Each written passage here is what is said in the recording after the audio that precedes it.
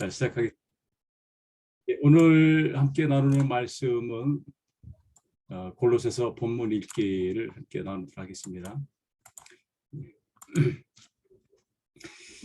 바울은 자신이 사도가 된 원인이 내가 왜 사도가 되었을까라고 말할 때 그것은 전적으로 하나님의 뜻이다. 그래서 1장 1절에 하나님의 뜻으로 말미암아 그리스도 예수의 사도된 바울과 형제 디모데는 이렇게 말하고 있습니다.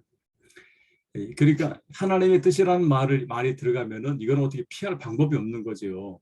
그러니까 우리가 어떤 일이 있을 때 그게 하나님의 뜻인가 봐. 그럼 어떻게 설명할 방법이 없습니다. 예, 그러니까 바울도 여기에 대해서 내가 꼭 되고 싶어서 되는 것은 아니다. 이것은 전적으로 내 의지와는 상관없이 하나님의 의지다라는 것을 이제 말하고 있습니다. 두 번째, 골로새서에서 이성윤 부교님 어서 오세요. 예. 두 번째, 골로새서에서 바울은 성도를 다르게 표현합니다. 어떻게 표현했을까요? 혹시 어제 제가 그 CBS 칼럼 하는 거 혹시 들어보셨나요? 시간이 좀 애매하긴 해서 듣기가 쉽지 않겠지만 제가 어제 칼럼이 그리스도의 병사라는 제목으로 칼럼을 했습니다. 우리가 보통 교회에 나가는 사람 또 신앙생활하는 사람은 성도 또 그리스도인 하는데 병사란 말을 잘 안 쓰지 않습니까? 근데 이제 우리 구성원에서는 이 병사란 단어를 쓰고 있어서 이제 그걸 좀 한번 어필하고 싶어서 제가 이제 병사란 말을 했는데 사실 이 병사란 말을 누가 자주 쓰냐면은 바울이 그렇게 자주 쓰고 있습니다. 바울이요. 그래서 골로새서에서 바울은 성도를 다르게 표현하는데 성도를 신실한 형제들, 그러니까 반드시 성도일 뿐만 아니고 또 다른 편으로 이렇게 신실한 형제라고 그렇게 표현하고 있습니다. 어이구, 예, 어서 들어오세요. 오늘도 예, 수고 많았습니다. 이성윤 부교님, 예, 반갑습니다. 예. 손부교님 오늘도 수고 많았습니다. 감사합니다. 안녕하세요. 1장 2절 볼까요? 골로새에 있는 성도들, 곧 성도들이라는 표현 말고 또 다른 표현은 그리스도 안에서 신실한 형제들에게 편지하노니 우리 아버지 하나님으로부터 은혜와 평강이 너에게 있을지어다. 그래서 기독교인을 표현할 때 성도, 또 다른 표현은 신실한 형제들. 이제 또 뒤에 병사들이라는 단어 또 나오는데 이제 그건 그때 가서 보겠습니다. 바울은 골로새 성도들을 위해서 기도할 때마다 감사한다고 했습니다. 바울이 골로새 교인들을 위해서 무엇 때문에 감사했을까요? 첫 번째는 그리스도 예수 안에서 골로새 성도들의 믿음, 그들의 믿음이 정말 훌륭하기 때문에, 두 번째는 모든 성도에 대한 사랑, 사랑이 풍성한 사랑이 있기 때문에, 세 번째 복음 진리의 말씀을 들었기 때문에, 또 복음을 듣고 은혜를 깨달아서 열매를 맺어 자라기 때문에. 그러니까 골로새 교인들의 신앙은 이 머리로만 또는 지식으로만 하는 신앙이 아니고 행동하는 신앙이었기 때문에 이런 많은 열매가 맺혀지는 그런 결과를 낳아서 여기에 대해서 바울이 감사하고 있습니다. 198쪽입니다. 골로새 지역에 복음을 전하고 교회를 세워서 성도들을 양육한 사람은 누구인가? 예, 지난 시간에 말씀드렸지만은 골로새 교회를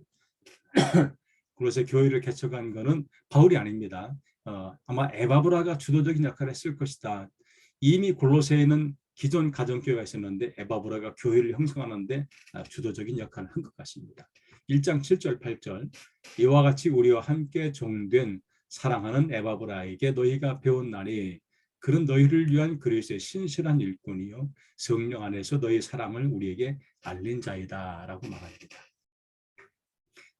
다섯 번째, 바울이 골로새 성도에 대해 듣고 그들을 위해서 기도한 기도의 내용은 무엇인가요? 바울이 골로새 성도들을 위해서 7가지로 이제 기도합니다. 그 7가지는 무엇일까요? 첫 번째, 신령한 지혜와 총명에 하나님의 뜻을 아는 것으로 채우기를 위해서. 그러니까 아무리 많이 배우고 노력하고 성령 충만해도 하나님의 뜻을 분별하지 못하면 말짱 꽝이지요.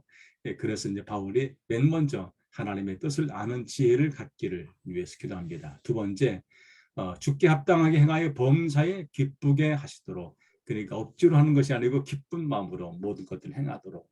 세 번째, 모든 선한 일에 열매를 맺도록. 네 번째, 하나님을 아는 것이 멈추지 않고 계속해서 이렇게 자라도록. 그래서 지난 주일에 말씀드렸듯이 신앙의 특징은 뭐냐? 멈추는 것이 아니고 계속 자라는 것이다. 다섯 번째, 하나님의 영광의 힘을 따라서 모든 능력으로 등하게 하도록. 여섯 번째, 기쁨으로 모든 견딤과 오래 참음에 이르게 하도록. 그러니까 신앙을 위해서 견딤과 오래 참음을 인내하는 것을 그냥 억지로 하는 것이 아니라 그것을 기쁨으로 감당케 하라고 기도하는 겁니다. 일곱 번째, 빛 가운데서 성도의 기업의 부분을 얻기에 합당하도록. 그러니까 성도로서의 역할을 하면서 성도로서의 풍성한 은혜가 있기를 위해서입니다. 바울이 이런 기도를 하고 있습니다. 개인적인 관계에서 그리스도 교리, 즉 이것을 다른 말로 기독론이라고 합니다. 기독론. 그러니까 이 골로새는 짧은 서신이지만 이 안에 상당히 요미한, 상당히 깊은 기독론이 이 안에 담겨져 있습니다. 첫 번째, 바울은 골로새서에서 예수 그리스도에 대해 어떻게 가르치고 있습니까?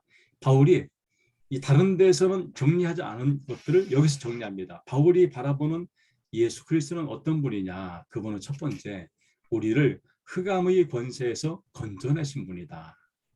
그러니까 우리가 과거에는 어둠의 사람이었지만 이제는 빛의 사람이었으니까 이제 우리는 더 이상 흑암의 권세 속에 있지 않다. 두 번째, 우리를 하나님 나라로 옮기신 분이다. 그래서 우리가 비록 이 땅에 있지만 우리는 하나님이 통치하는 나라 안에 있기 때문에 이 땅도 하나님 나라이고 우리가 다음의 세계도 하나님 나라이고 그래서 우리를 하나님 나라 안에 살게 했다. 세 번째, 예수 그리스도 안에서 속량 곧 죄 사함을 얻게 했다. 우리의 모든 죄가 다 사함받게 되었습니다. 다만 우리의 원죄는 다 사함받았습니다. 우리의 자범죄, 우리가 지금 살아가면서 죄를 지을 수 있습니다. 그때는 회개하면 됩니다. 네 번째, 보이지 않는 하나님의 형상이다. 그러니까 하나님의 형상이라는 것은 우리 얼굴이 아니고 우리의 마음이 하나님의 모습을 담게 되었다.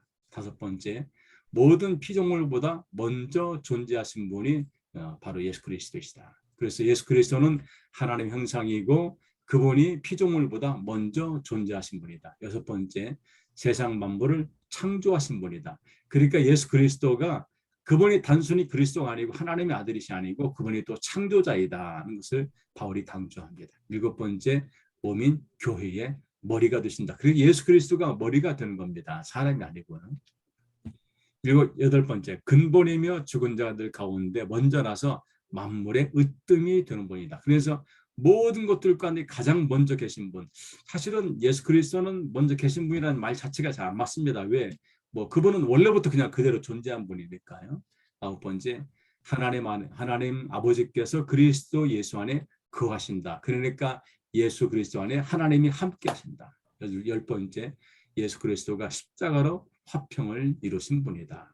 11번째, 땅과 하늘에 있는 모든 것이 예수 그리스도로 말미암아 하나님과 화목하게 되기를 기뻐했다. 그렇게 예수 그리스도의 십자가가 이런 하늘과 또 하나님과 인간, 사람과 사람의 화평을 이루는 화목제물로 주님이 희생되신 것이요.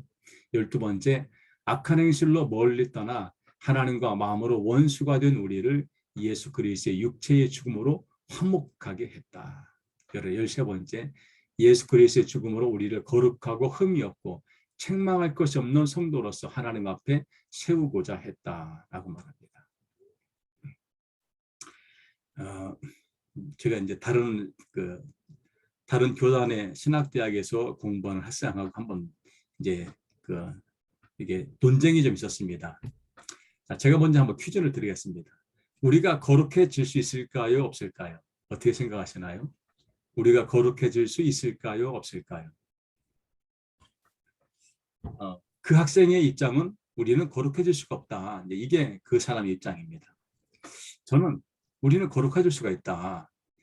그런데 이제 거룩의 정도가 우리가 하나님과 똑같이 될 수는 없지만은 하나님을 닮아가는 거룩은 우리가 얼마든지 가질 수가 있다. 이것이 성결이다, 성결. 그래서 우리가 성결하게 되는 과정을 성화라고 하는데 우리가 성결의 단계까지 이르게 될 때 그때 우리는 거룩의 단계에 오르게 된다고 말한다. 이렇게 이제 논쟁했습니다. 그 사람은 장로교 고신 측에 있는 신학교 학생이고, 저는 이제 웨슬레 계통의 목회자이니까 이런 관점의 차이가 있습니다. 근데 분명한 것은 우리도 예수 그리스도의 이름으로 거룩하게 되는 것은 분명하다. 이것이 바울의 말입니다. 두 번째, 바울은 골로새 교인들과 우리가 어떻게 하면은 앞에서 설명한 것과 같이 그러니까 예수 그리스도께서 이루고자 하는 모든 일에 우리가 함께 참여하게 된다고 했습니까? 우리는 믿음의 굳게 서야 한다. 또 복음의 소망에서 흔들리지 않아야 된다. 이게 이제 관건입니다. 믿음에 굳게 서고 복음의 소망이 흔들리지 않는 것. 1장 23절 같이 합니다. 만일 너희가 믿음에 거하고 터 위에 굳게 서서 너희 들은 바 복음의 소망에서 흔들리지 아니하면 그리하리라. 이 복음은 천하 만민에게 전파된 바요. 나 바울은 이 복음의 일꾼이 되었노라. 그래서 우리가 예수 그리스도의 그 사역에 10가지, 13가지 사역에 우리도 함께 참여하려면 이렇게 믿음에 굳게 서고 복음에 흔들리지 않아야 합니다.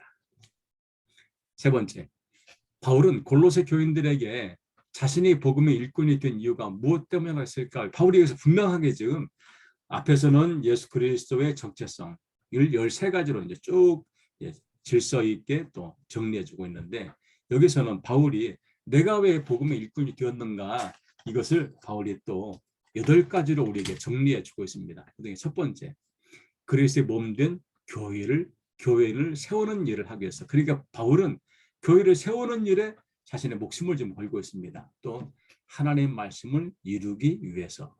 세 번째는 오랫동안 감추어진 그리스도의 비밀을 알려주기 위해서. 이게 이제 그리스도를 믿는 게 아무한테나 주어진 것은 아닙니다. 특별한 사람, 우리가 좀 특별한 사람들입니다. 우리는 그리스도의 비밀을 알기 때문에. 그리스도의 비밀이 뭡니까? 예수 그리스도를 믿으면 구원받고 하나님 나라의 백성이 된다. 이거죠. 네 번째, 초대교회 성도들뿐만 아니라 우리를 그리스도 안에서 완전한 자로 세워가기 위해서. 그러니까 이 말은 우리를 성결한 사람으로 하나님께서 내가 거룩하니 너희도 거룩하라 했듯이 우리가 성결한 사람으로 세워가는 그 일을 그게 그렇게 하기 위해서 바울이 지금 이제 이 사역을 하고 있습니다. 다섯 번째, 바울이 안에서 능력으로 역사하는 그리스도 역사를 따르기 위해서. 그러니까 바울이 거부할 수 없이 하나님의 뜻에 의해서 복음의 사역자가 되는데 그 일을 시키신 그분의 뜻을 좀 나는 따르겠다 그 말입니다. 여섯 번째, 고로새 교인들의 마음에 유한을 받고 사랑 안에서 연합하도록 그리고 고로새 교인들을 위로해주고 또 그들이 하나가 되게 하는 그 일을 위해서 이렇게 바울이 지금 사역을 하고 있습니다. 일곱 번째, 하나님의 비밀은 그리스도를 깨닫게 하려고. 또 여덟 번째, 골로새 교회 안에 들어온 교묘한 말, 이단 사설에 속지 않도록 이렇게 이들을 교훈시키기 위해서 바울이 지금 복음 사역자가 되었다고 말하고 있습니다. 200쪽입니다. 바울이 골로새 교인들을 기쁘게 본 이유는 무엇 때문인가요? 크게 골로새 교인들 잘하는 게 크게 두 가지였습니다. 하나는 질서 있게 행했기 때문에, 두 번째는 그들의 믿음이 굳건했기 때문에. 2장 5절 봅니다. 이는 내가 육신으로는 떠나 있으나 심령으로는 너희와 함께 있어 너희가 질서 있게 행함과 그리스도를 믿는 너희 믿음이 굳건한 것을 기쁘게 보았다. 이것을 보고 바울이 너무나 기뻐서 이 편지를 쓰고 있는 거지요. 다섯 번째, 바울이 그리스도 예수를 주로 받은 골로새 교인들에게 그리고 우리에게 권면한 구체적인 실천사항 4가지가 있습니다. 그러니까 이것은 이 구체적인 실천사항, 이들이 잘하고 있지만은 좀 더 잘하라고 해서 이렇게 4가지의 권면을 주는데 이것은 골로새 교인뿐만 아니고 우리에게도 주는 말씀입니다. 첫 번째는 그리스도 안에서 뿌리를 박으라. 저도 이제 그 식물 키우는 걸 좋아해서 식물을 가만히 보면은 뿌리가 튼튼한 나무는 잘 자랍니다. 웬만한 바람이 불어도 흔들리지만은 그러나 너무 쓰러지지 않습니다. 뿌리가 약하면은 쓰러지는 거지요. 또 중요한 건 뿌리가 잘 박혀 있어도 그 땅이 굳건하지 않으면 마찬가지입니다. 이 말은 우리의 믿음이 좀 굳건하기를 당부하는 거지요. 또 그리스도 안에서 세움을 받으라. 또 교훈을 받은 대로 믿음에 굳게 서라. 그리고 감사함을 넘치게 하라. 여기 바울이 지금 그리스도 안에서 세움을 받으라 이 말의 의미는 뭐냐면은 골로새 교회가 정말 사랑이 넘치고 기쁨이 있고 하지만 그 모든 것들 과연 누구를 위해서 하고 있느냐, 그게 그리스도를 위해서 해야 되지 자신을 세우기 위해서 해서는 안 된다는 이야기입니다. 지난 시간에 골로새의 이정표만을 보여드렸는데 여기 이제 골로새에 남아있는 자녀들입니다. 이렇게 이제 황량합니다. 이 골로새 지역은요. 세 번째, 201쪽입니다. 바울이 따르지 말라고 경고한 것은 구체적으로 무엇이었습니까? 그리고 그것들을 따르지 말아야 하던 이유가 무엇 때문이라고 했는가요? 바울이 골로새 교인들에게 철저하게 따르지 말라는 것. 첫 번째, 철학과 헛된 속임수.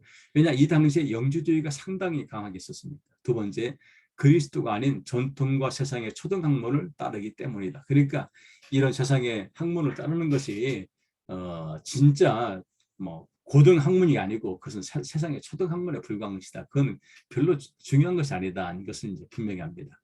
거기 보면 누가 철학과 헛된 속임수로 너희를 사로잡을까 주의하라. 이것은 사람의 전통과 세상의 초등 학문을 따름이요 그리스도를 따름이 아니기 때문에 그렇다는 겁니다.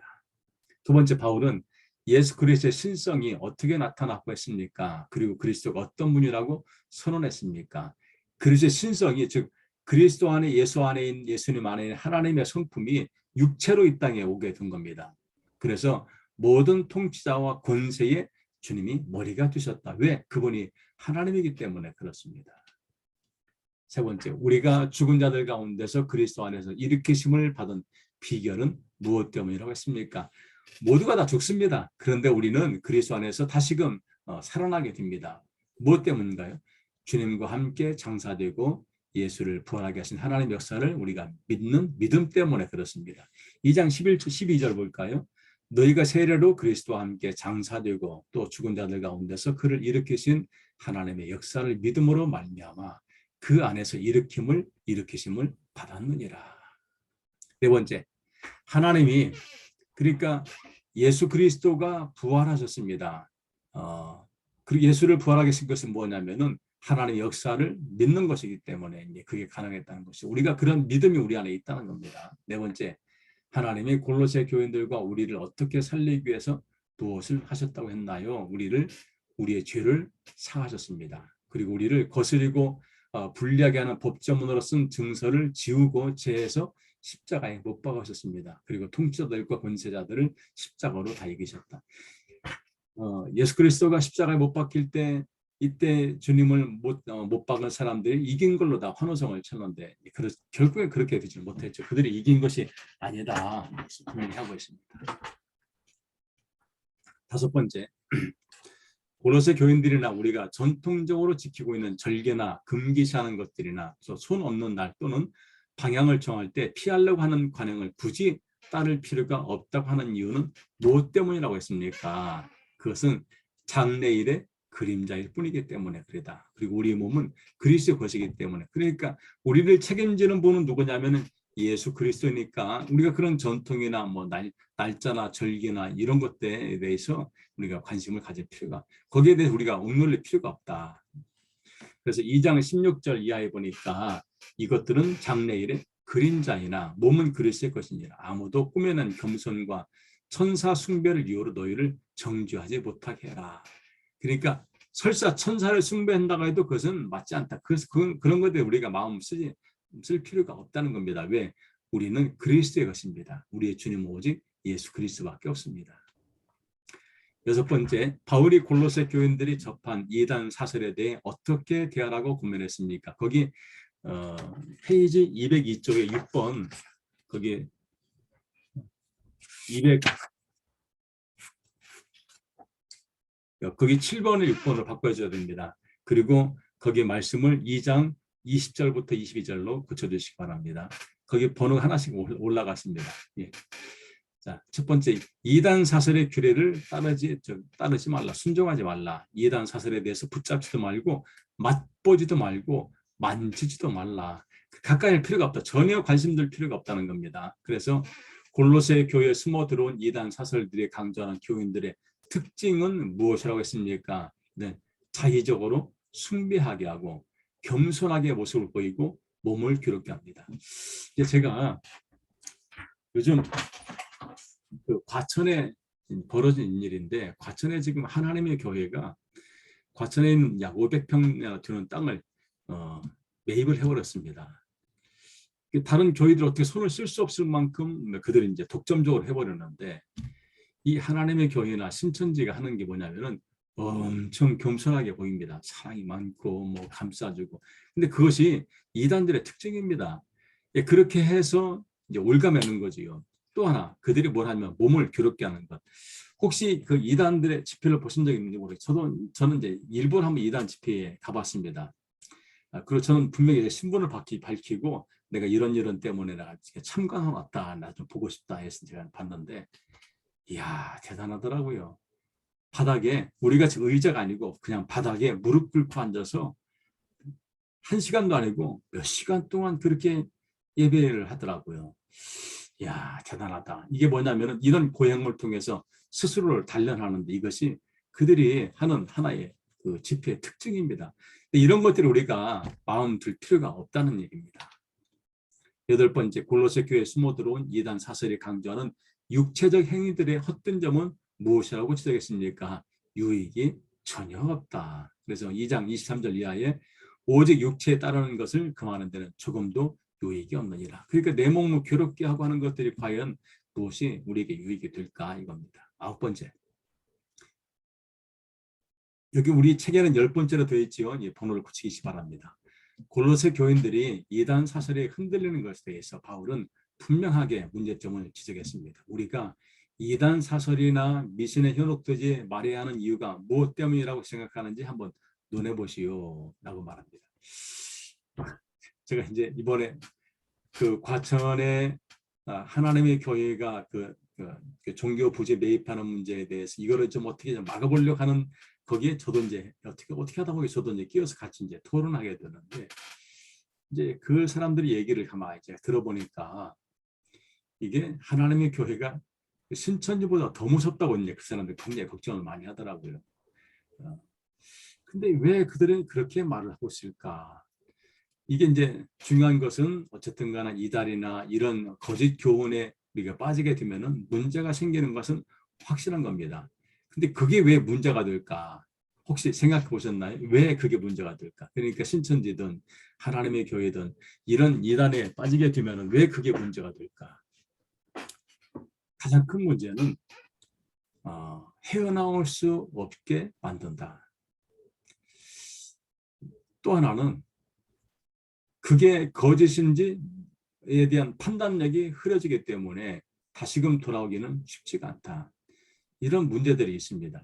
그렇게만 되면 괜찮은데 그 뒤에는 가족과 또 뭐 그동안 자기가 누렸던 많은 것을 단절되는 그런 아픔도 겪어야 되는 이런 어려움들이 다 그 안에 있습니다. 그들의 교리는 교묘하죠. 거기에 대한 타당성이 있습니다. 그런데 그게 결코 옳지가 않더라. 10번째, 바울은 그리스도와 함께 다시 살리심을 경험한 골로새 교인들과 우리의 삶의 목표를 어디에 두라고 했습니까? 저 위에 두어라. 그 위는 위에 있는 하나님의 나라란 말입니다. 3장 1절 봅니다. 그러므로 너희가 그리스도와 함께 다시 살리심을 받았으면 위의 것을 찾으라 라고 말합니다. 바울이 말한 위의 것이란 무엇입니까? 그리스도께서 하나님 우편에 앉아 계신 곳, 즉 하나님 나라를 말하고 있습니다. 바울은 구원받은 골로새 교인들이 그리고 우리가 위의 것을 생각하기 위해서는 어떻게 해야 한다고 했나요? 늘 위의 것을 생각하며 살아가야 된다. 생각하며 살아가야 한다. 13번째, 바울은 새 사람 된 골로새 교인들과 우리가 위의 것을 생각해야만 하는 이유가 무엇 때문이라고 했습니까? 우리는 그리스도와 함께 이미 십자가에 죽었습니다. 그리고 우리는 하나님 안에 새로운 생명이 있기 때문에 그렇다는 겁니다. 그래서 3장 3절에 이런 너희가 죽었고 너희 생명의 그리스도와 함께 하나님 안에서 감추어졌습니다. 바울은 새 사람이 된 골로새 교인들에게 그리고 우리에게 주신 약속이 무엇입니까?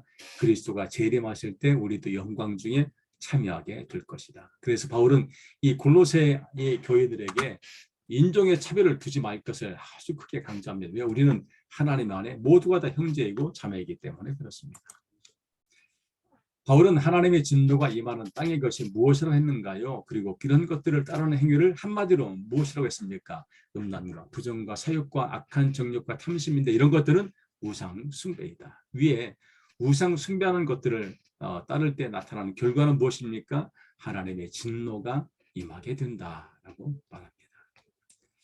바울은 옛사람의 행위가 무엇이라고 했습니까?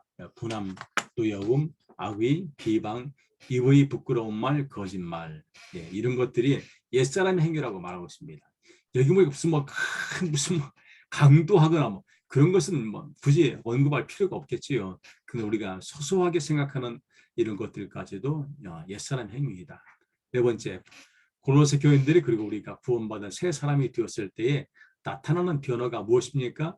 하나님 형상을 따라 지식까지도 새롭게 변화가 된다. 지식까지도. 우리가 갖고 있는 모든 생각들 자체가 변화가 된다. 이게 그리스도를 따르는 사람들의 모습입니다. 다섯 번째, 바울은 구속의 은혜가 차별 없이 임하는 이유가 무엇이라고 했습니까? 구속의 하나님의 구원은 차별이 없습니다. 앞에서 이 그림에 보았듯이 모두가 다 우리는 하나입니다. 왜 그러냐 하면은 그리스도 안에서는 차별이 있을 수가 없기 때문에 그렇습니다. 거기에는 헬라인이나 유대인이나 할레파나 무할레파나 야만인이나 수구디안이나 종이나 자유인이 차별이 있을 수 없나니 오직 그리스도는 만유시요 만유 안에 계시느니라.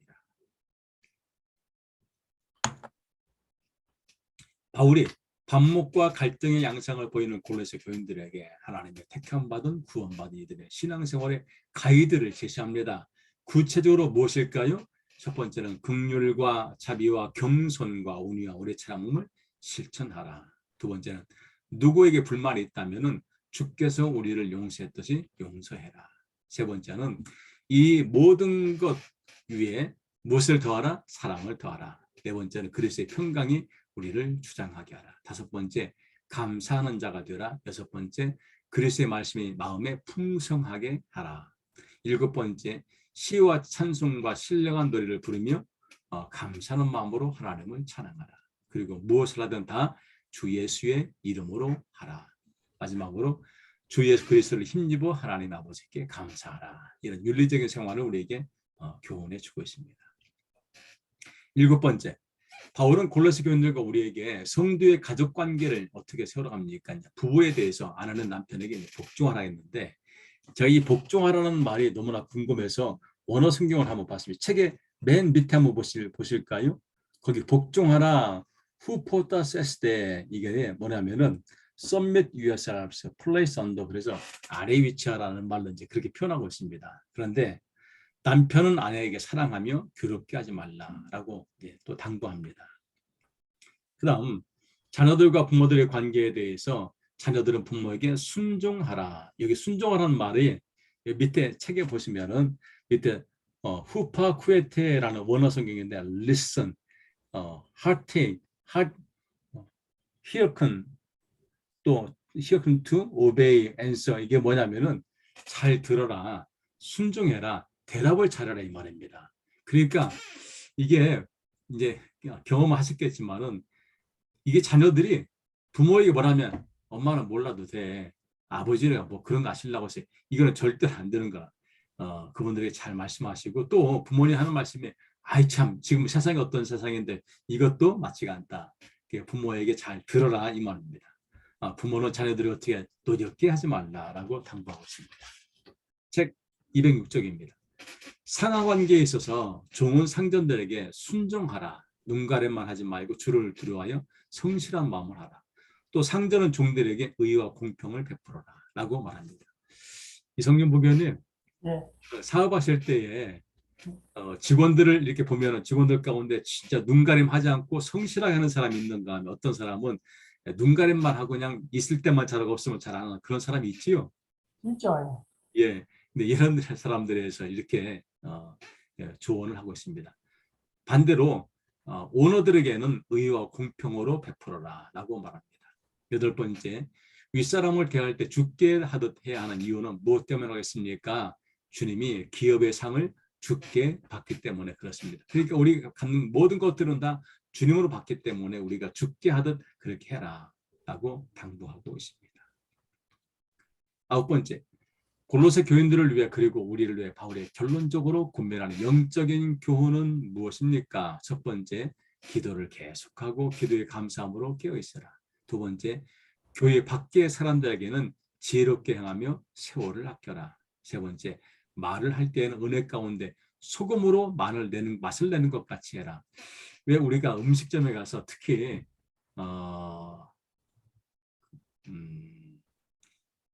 어떤 음식을 먹을 때에 소금을 약간 넣는 것, 그 약간 넣는 소금 때문에 맛이 달라지 않습니까? 이제 그런 의미로서 아마 이렇게 바울이 이렇게 말하는 것 같습니다. 열 번째, 바울은 골로새 교인들에게 기도에 부탁을 했는데 무엇을 위해 기도해 달라고 했나요? 전도할 문을 열어달라고, 또 그리스도의 비밀을 말하게 해달라고, 즉 복음을 전하게 해달라고 바울이 기도를 부탁합니다. 마지막 바울의 인사입니다. 4장 7절 이하에서 바울의 복음 전도를 위해 동역한 사람들의 이름을 거론하며 감사를 표현하는데 이들 중에 바울이 가장 강조하는 동역자는 누구일까요?